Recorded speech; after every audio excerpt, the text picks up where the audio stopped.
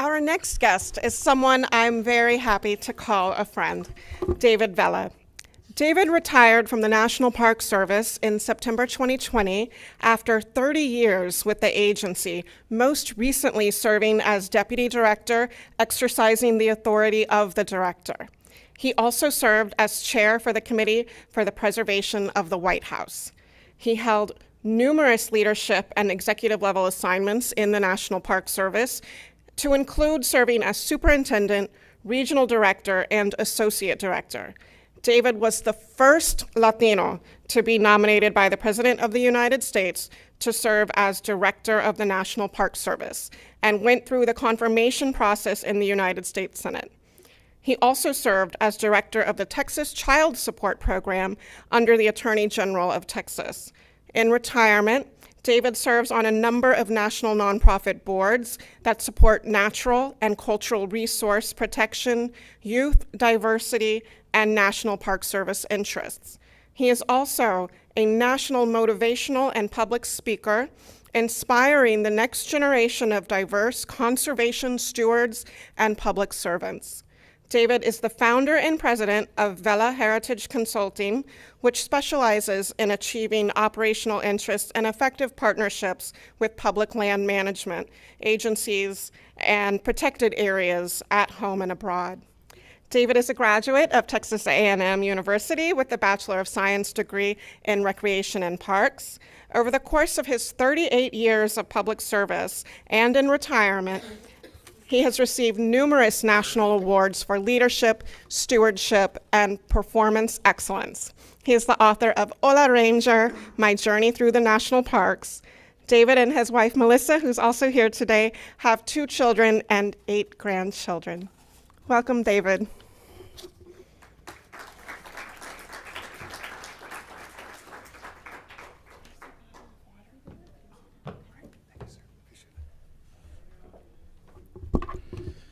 Well, thank you so much, my dear friend. It is truly an honor and a privilege to be with you here today. As Sarah mentioned, I'm here with my high school sweetheart and bride of 44 years, Melissa. I can check that off my speech, and I'm good to go. Now I can get into the remarks. I always enjoy the opportunity to meet new people. Our previous speaker did a beautiful job and talking about and articulating the value of those that came before us, those that fought the good fight, those that opened doors of opportunity, those that were told, no, you can't because. How many times have we heard that in our lives throughout numerous generations? And she is a shining example of what's in the realm of possibility when someone says that, and our response is, watch me. Watch me. Because my faith and my heritage guides me in a totally different direction. When I walked into this facility for the first time, I was so pleased to see the Genealogy Center. As Sarah mentioned, I have the honor of speaking around the country and around the world. And I believe in audience participation. I see many of you taking notes. And if the time allows, I would hope that you have some questions for me. But one of the questions I'm going to start off with a show of hands, having walked right by the Genealogy Center. How many have done genealogical research about you and your family? Raise your hands. Okay. How many of you ever asked the question, what's in the meaning of my name? Have you ever researched that? Good, awesome. Because what I'm about to share with you has a lot to do with who I am, what my name is, what my family heritage is, and why we do the things that I do. In fact, tomorrow, flights permitting, Melissa and I are heading to Barcelona, Spain, to learn more about our history and family heritage.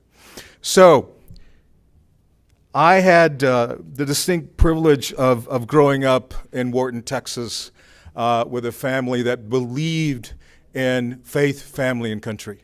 My parents were my greatest role models. I'm the oldest of 3 siblings and 13 grandchildren. And we were taught the golden rule, and that was the golden rule. Our strong faith ethic, following a strong moral and ethical compass, was how we were raised by my parents. My parents fought the good fight. If there was something that someone needed that felt marginalized or from underserved communities in Wharton County, they would call my parents, and my parents would respond. They provided the example of taking causes greater than ourselves, and that served me well. So in doing a little research about my name, I found out that Vela has a number of meanings. One, it means the guardian, watchman. It also means candle and the sail of a sailing ship. I've had the privilege of doing genealogy going back to the 1500s about my family history. And what I found was phenomenal. We had family, and still do, in Monterrey and Guadalajara, and when we were kids, my family would take us to Monterrey, so we learned more about our culture and to speak the correct language, if you will. We even had a tutor growing up in the 60s that was made available to us in Monterrey. And I remember one time when a tío asked us, hey, the movie The Exorcist is coming out, and you want to go see it? And I remember looking at my brother and we're like, yeah, man, let's go see it because it's going to be in Spanish. And there'll be Spanish subtitles. It was in English. I still have nightmares about The Exorcist today, thinking it was going to be in English, and Spanish, but it was in English. But it was an amazing experience because we got to learn more about our family history in Mexico. And it still serves us well today. Having the opportunity to come here to San Antonio is always a blessing. My parents were also about exploration, and one day in the late 60s, early 70s, they decided out of the blue, because all of our conversations were around the family table, hey, we're going to make a trip. We're going to go to Yellowstone National Park. We had never heard of Yellowstone National Park. We had never heard of parks and park rangers. That was a foreign concept to us. There was no reference. Probably the nearest national park was here in the hill country at Lyndon B. Johnson National Historical Park. Big Bend was like 8 hours down the road. So we had no concept of parks. But we went. Not a lot of money. In fact, we were not a family of financial means, but again, rich in faith, rich in discovery and journey. So we showed up at Grand Teton National Park. Who's ever been to Grand Teton National Park? Raise your hand. Just a couple. We had neither. And again, this is the late 1960s and 70s. When you pull up to Grand Teton National Park for the first time, you will see the most amazing mountain range in your life. Wildlife that's like an American Serengeti. Elk, moose, bison. It was phenomenal. It was an experience we had never imagined before. But the other thing, too, that was quite interesting, there weren't any visitors that looked like us, as Chicanos back in the day. And there weren't any rangers that looked like us. And then when we found that there were grizzly bears in the park, we said, I know, vámonos. We're going back to Wharton. Grizzly bears? Are you kidding me? No way, it ain't happening. But it was an amazing experience, an experience of a lifetime. I didn't know at that time how life-changing that experience would be, simply because my parents said, we're making a trip. And it was a trip of a lifetime. From there, we went to Yellowstone National Park in Old Faithful. And it was the first time I saw a ranger, that funny-looking hat, a gold badge, on horseback with a Winchester rifle and a pistol, getting ready to go on backcountry patrol. You imagine seeing that as a teenager? I'm like, wow, and this guy gets paid to do that? And I remember looking at my parents and said, I don't know what this guy does, but I'm going to find out. Well, we didn't have internet back in the 60s and 70s, but the public library, an assistant historian, when I was in high school, helped to open my doors through encyclopedias and magazines, the world of a national park ranger. And I give her credit for doing that. But my career, based on that experience, started here in San Antonio. In fact, when I graduated, Melissa and I graduated from Texas A&M. Our two children graduated from Texas A&M. Our son played football at Texas A&M. The first permanent assignment were in the missions here in San Antonio. In fact, in the early 80s, we were the first park rangers to open the missions. What an amazing experience. I was 21 years old as a permanent ranger here in San Antonio. This is where my journey began. I was the first site supervisor at Mission San Juan. We each, site supervisors, signed an operational agreement with the Archdiocese. At 22 years of age, I signed that agreement with the parish priest. The whole issue of church-state was very much prominent. And I remember we were sitting down and said, okay, who pays the electrical bill? Who mows the grass? Does the city of San Antonio do law enforcement? Does the county or do federal park rangers enforce law on the missions? We had to figure all that out. It was fascinating. We baptized our firstborn, Cristina, in the mission in San Juan. Later, I became the site supervisor at Mission San Jose. But my journey through the Park Service began there in San Antonio. Our first deputy director of the Park Service and the second director of the Park Service, Horace Albright, wrote a book called Hey Ranger. And if you've been to National Park, how many of you have been to National Park? Okay, couple. You see the ranger. And unless you see the name tag, you don't know what his or her name is. So normally it's, hey Ranger, where are the restrooms? Huh? You know, what time do, actual question I had asked, what time do y'all put the wildlife down for the night? Yeah, I heard that. Yeah. So you can imagine, you know, over 30 years, the types of questions you get. That was an actual question, by the way. But in San Antonio, at Mission San Juan, I'm closing up the mission, and there's a guy in the parking lot, and he says, Hola Ranger, los baños, where are the restrooms? I never forgot that. And when I was thinking about a title for my book, Hola Ranger, my journey through the national parks.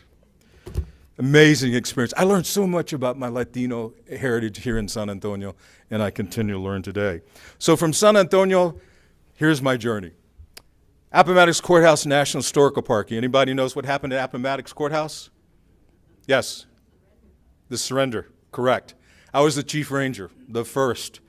And sadly, you're going to hear me identify as the first chief ranger Latino at Appomattox Courthouse. You remember that ranger, that law enforcement ranger? I went through the Federal Law Enforcement Academy.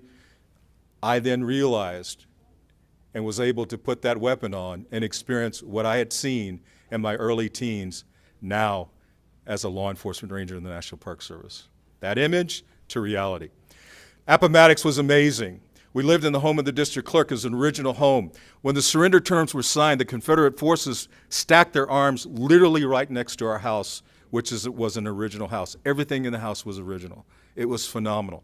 As I'm sitting in the parlor of the McLean house, sparing my rangers for breaks, I'm looking in the parlor. I'm seeing where Lee Grant would sit and where Grant would sit in the parlor. A lot of people don't know that, that one of the history heroes of the Civil War at that moment was Colonel Eli Parker, who was a Native American. He was a chief. He was General Grant's aide-de-camp. He actually drafted the surrender terms. He was an eyewitness to history. He made history. How many do you think indigenous people today, our brothers and sisters, know about one of their own making history? So I began to ask myself, what role did our Latinos ancestors play in the Civil War? Because there's not a lot in the history books about that. 20 years later, when I became a regional director, we found out through the publication of the first ever book done by the National Park Service entitled Hispanics in the Civil War from Battlefield to Home Front. The front page says more than 20,000 Hispanics fought in the Civil War, some from the Union, some from the Confederacy. Thousands of Hispanic civilians lent hearts and minds on the battlefield. Secretary of Interior, Ken Salazar, now the U.S. Ambassador to Mexico, wrote on this publication, "The sesquicentennial of the Civil War is a time to commemorate those who fought and died during this pivotal era in American history.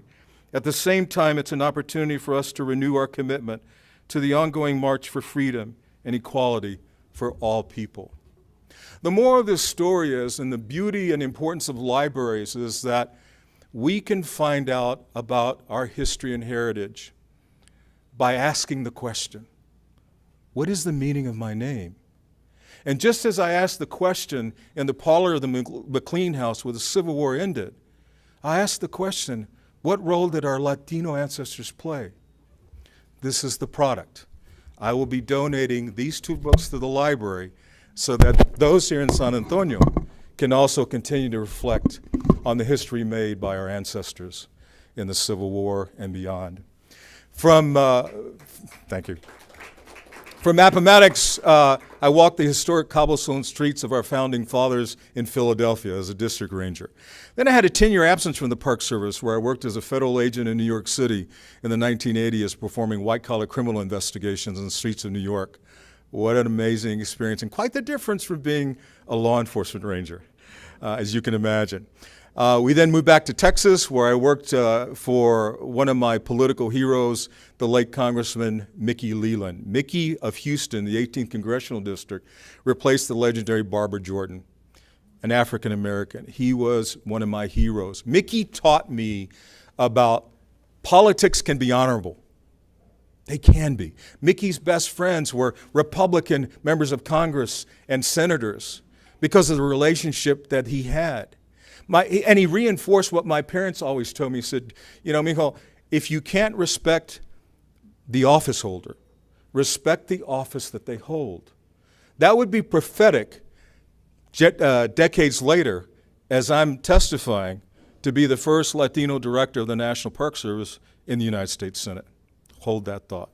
So from Mickey died tragically in a plane crash in Ethiopia. I then worked for Senator Roman Martinez of Houston, a very dear friend, and then came back into law enforcement as Director of Field Operations for the Texas Attorney General, Dan Morales, running his child support program, and then Dan appointed me as director, another fellow San Antonian. Dan and I are very dear friends, and I will always be grateful for the opportunities he gave me.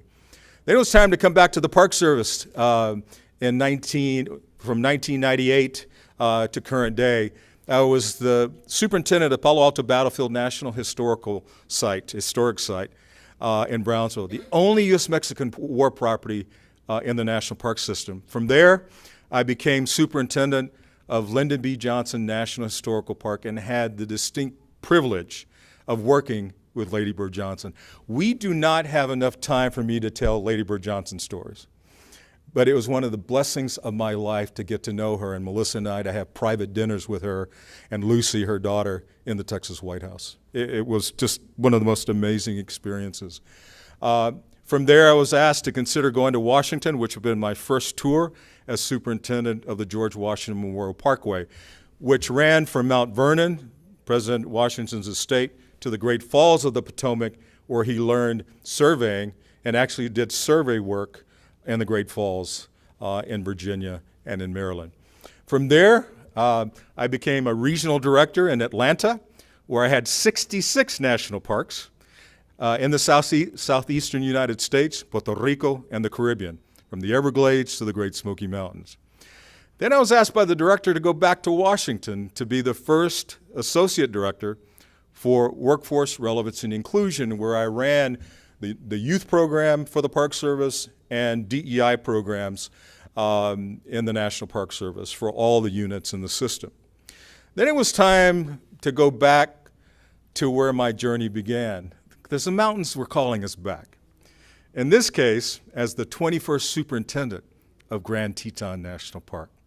So the very first park that I saw in the 60s and 70s that changed my life, I was now the 21st superintendent of that very national park. You can imagine living in the superintendent's residence, and the Tetons cover every one of your rooms. Moose and bison in our backyard, which was the national park. Being woken to wolves at 3 o'clock in the morning with snow-capped mountains and snow that you can actually hike at 3 o'clock in the morning because of the reflection of the snow on the moonlight. It was phenomenal. But that changed when I got a call from the Secretary's office to come to Washington. At the time, I didn't know that I was being interviewed to be the next director of the National Park Service. I was nominated by the President of the United States, the former President, Donald Trump, and that was quite an experience. As someone that prides himself on being apolitical, don't get me wrong, I have very much political passions. But you remember what Mickey taught me and what my parents taught me? Okay? So I had developed a track record of working both sides of the political aisle. It served me well. In fact, it served me so much that when I testified, and by the way, in the U.S. Senate, I was also going through confirmation when Justice Kavanaugh was going through his confirmation. You imagine Capitol Hill at that time? There were sit-ins in Senate offices. And I remember walking through making the rounds, and one senator actually asking, and I will withhold that name, and said, Dave, why do you want to work for this president? And my response was, Senator, with all due respect, he's the first president to ask me. And that was true. For me, it was not about the politics, but it was about the public service. Again, getting back to the values that my parents taught me about politics.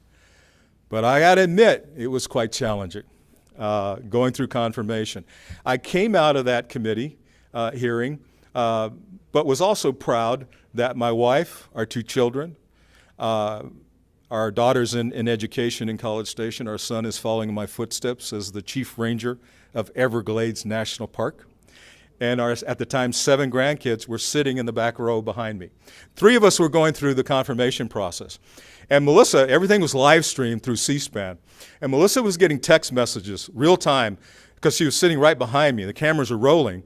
And they were saying, Melissa, I can't see you. Move to the left or move to the right. And I'm Melissa, to the left and to the right. And we had a mic like this, and the mic had a red button. And you only had 3 minutes to respond. And when that red button went on, you better wrap it up pretty quickly because the senator was going to ask you another question. And our oldest grandson, Xavier, leaned over to Melissa because they call her Mimi and said, Mimi, the red light's on. The red light's on. Grandpa's got to wrap it up. It was an amazing experience that I was honored to share with my children and with my grandchildren. And hopefully they will never forget that. In fact, there are pictures of them in that same Senate committee room in the book. Got out of that committee with a unanimous vote. Now, that's not easy to do in the United States Congress these days. But I think it had a lot to do with just what we were taught and being able to work all sides of the political aisles. Sadly, even though I got out with one senator after the vote was taken, voting in abstention, but he voted against every Trump nominee, no matter who it was. Later, when he found out that it was me, I had his full support. So when you get voted out of committee, you have to go to the floor of the Senate, and there you're voted on.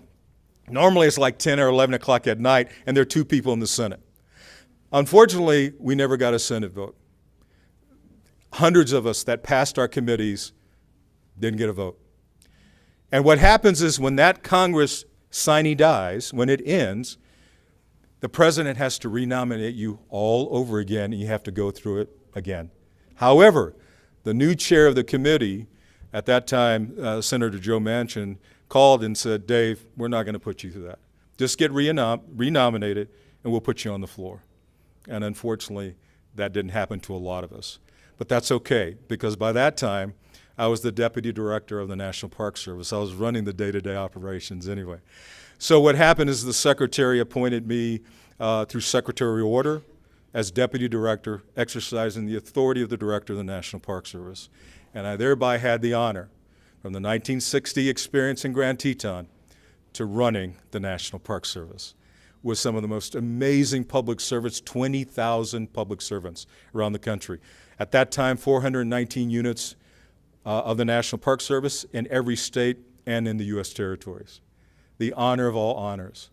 And I remember the first day sitting in the director's chair, reflecting upon my journey and all of the people that opened doors of opportunity for me.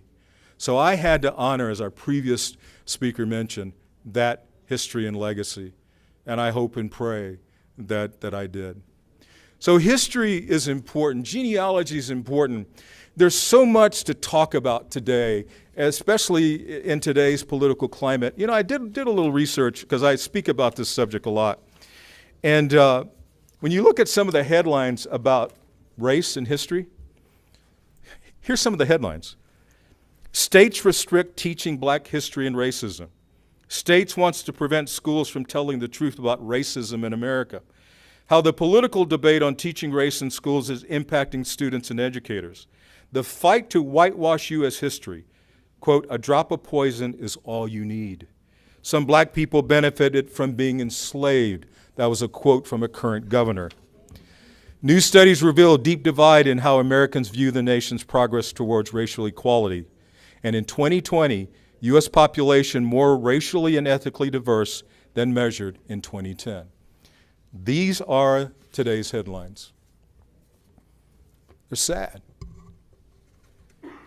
But at the same time, I think we have an opportunity to really encourage and educate our community about the facts.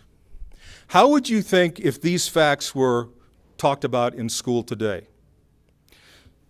Before Jamestown or Plymouth Colony, the oldest permanent European settlement in the United States was founded in September 1565 by a Spanish soldier named Pedro Menendez de Aviles in San Agustin, Florida.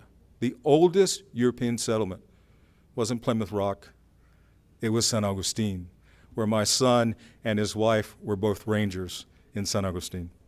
More than 50 years before the Pilgrims landed in Plymouth, Spanish colonists in Florida feasted with Native Americans in what some called the first Thanksgiving. Did we learn that in our youth? No. Spain played a significant role in the American Revolution by providing money, supplies, munitions to American forces. In addition to our indigenous ancestors, Spanish explorers were among the first Europeans to explore western region of North America before Lewis and Clark. Can that be taught in schools today? Okay. So history is not about who was first and who was last. History is about sharing stories that haven't been told.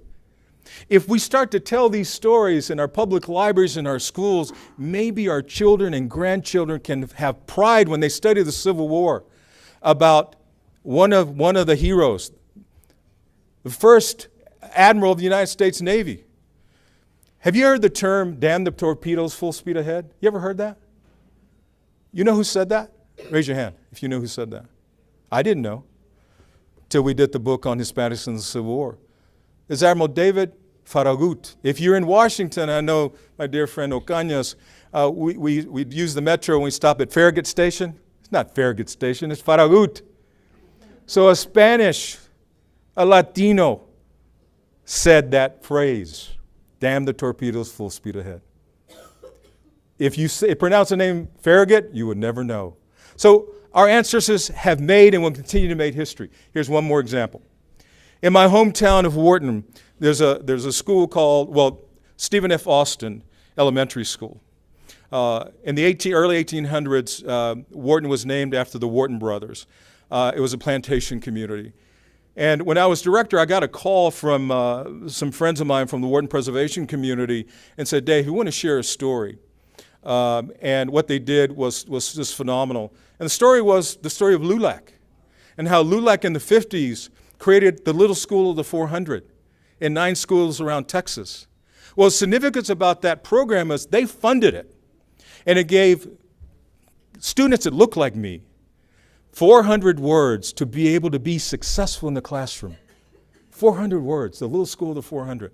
That program was used as a precursor to not only create state law, but national law through the President Johnson's Great Society program and the creation of Head Start. My dear friend Dr. Gould and MACRI have been helping us because a developer received an $8 million grant to change that school into housing. Housing is needed, and we're working to provide affordable housing in my hometown. However, not at the expense of the stories of our state, of our nation, and our communities. And I applaud Dr. Gould for all that she's doing to help us to achieve that. Google the Little School of the 400. Because had we not, in this partnership team, learned about the story, about LULAC and the heroes of our Hispanic communities, this story would have been lost to the ages. And what does it say that Melissa and I went to that school? We drank from the same water fountain that was featured in a Saturday Evening Post article in the 50s of a white kid and a Mexican kid drinking out of the same water fountain. Many of us of our generation, that would have been impossible. But in that school, we drank from that same water fountain. Black kids, white kids, and Latinos. Again, my wife and I drank from that same fountain. This school is important to history, and if we don't achieve our interest, the stories could be lost to the ages. In closing, I will tell you, all of us have a history. All of us have heritage. please join me in ensuring that your children and your grandchildren and your great-grandchildren value and understand the meaning of their name, value and understand the people that came before us that paid the ultimate price in sacrifices so that this guy could be the first Latino in the history of the United States to be nominated to run our nation's premier conservation agency. It's incumbent upon us all to do that, and I will thank you in advance for taking on that cause. God bless you.